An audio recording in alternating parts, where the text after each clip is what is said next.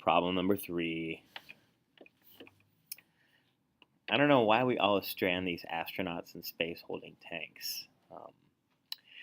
But here we are, once again, in space with an astronaut who's trapped.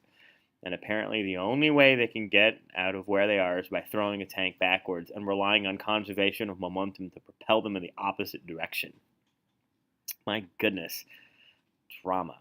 So, let's recall that when we have this situation, the very specific formula we use is the conservation of momentum formula,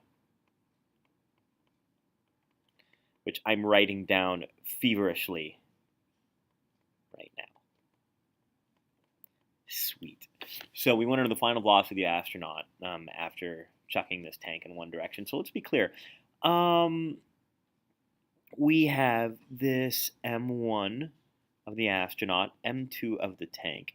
Now, both objects are actually motionless at the beginning of this problem. So what that tells us is that V1 initial and V2 initial are equal to each other, and they're both equal to 0. And we know the tank is thrown backwards at a speed of 3 meters per second. So what we don't know is the final velocity of our friend, the astronaut. So now we have everything we need to proceed. This is all our initial stuff.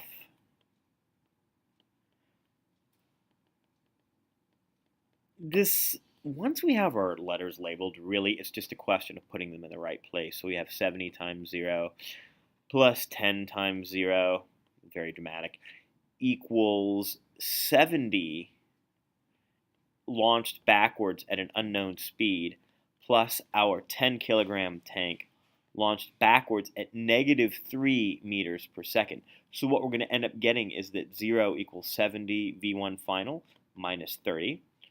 So we're going to get 30 equals 70 V1F. I'm going to leave this as a fraction and just say that V1F is 3/7 meters per second.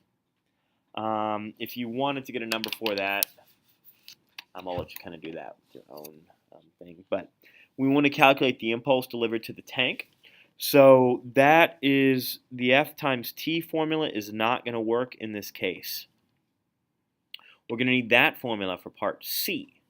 For part B, we're going to need M tank V tank final minus M tank V tank initial to get the impulse, because that is the other half of the impulse momentum formula.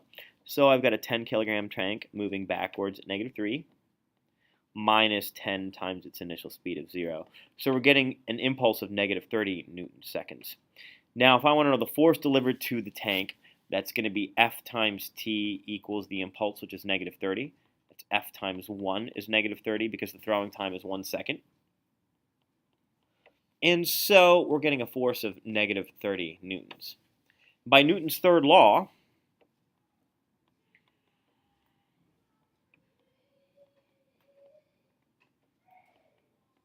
the force on the astronaut equals the force on the tank.